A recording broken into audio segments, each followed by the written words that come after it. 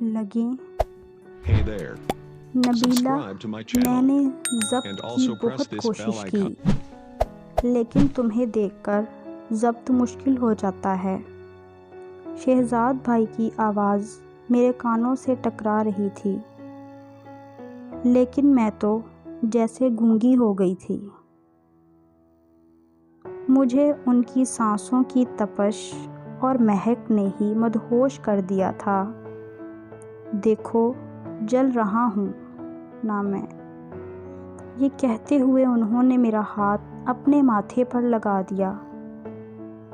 ان کا ماتھا سچ میں انگارے کی طرح تھا۔ جی جی بھائی، میرے منہ سے بس اتنا ہی نکل پایا۔ شہزاد بھائی دیوانوں کی طرح میرے ہاتھ کو اپنے چہرے پر پھیرے جا رہے تھے، جیسے وہ اس طرح سکون پا رہے ہوں۔ سکون تو مجھے بھی حاصل ہو رہا تھا، بے قرار تو میں بھی تھی، محبت تو مجھے بھی ہو گئی تھی۔ میری انگلیوں نے شہزاد بھائی کے ہونٹوں کو چھوا تو مجھے لگا انہوں نے اپنی جسم کی حرارت میرے جسم میں منتقل کر دی ہو۔ شہزاد بھائی نے مجھے بازو سے تھوڑا اور کھینچا تو میرے ہونٹ ان کے ہونٹوں سے جا لگے۔ شاید کوئی دھماکہ ہوا تھا، کیونکہ جیسے ہی میرے ہونٹوں نے شہزاد بھائی کے ہونٹوں کو چھوا، مجھے لگا کہ میرے سارے بدن کو آگ لگ گئی ہو۔ میں شہزاد بھائی کے اوپر ہی گر گئی۔ میرے ہونٹ سوکھ چکے تھے، گلا خشک تھا، سانسیں جیسے اٹک گئی تھیں۔ کیا یہ ہم صحیح کر رہے ہیں؟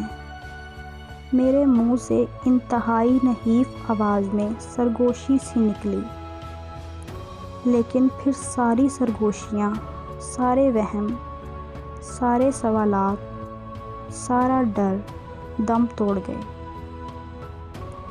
شہزاد بھائی نے بجائے جواب دینے کے میرے ہونٹوں کو چوم لیا، اور ان کا چومنا پھر چوسنے میں بدلنے لگا، اور میں ان کے ہر کھیل میں ان کا ساتھ برابر شریک ہو گئی تھی۔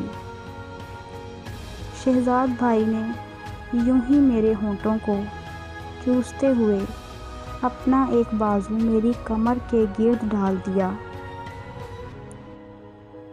پھر آہستہ آہستہ ان کا ہاتھ میری کمر پر گھوم رہا تھا۔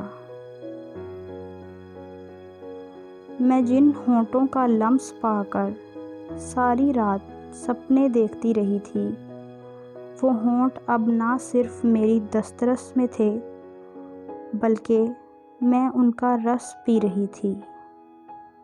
جن ہاتھوں کی ایک ہلکی چپت نے مجھے ساری رات مزے میں مدہوش رکھا تھا، وہی ہاتھ میرے جسم کی پیمائش کر رہے تھے۔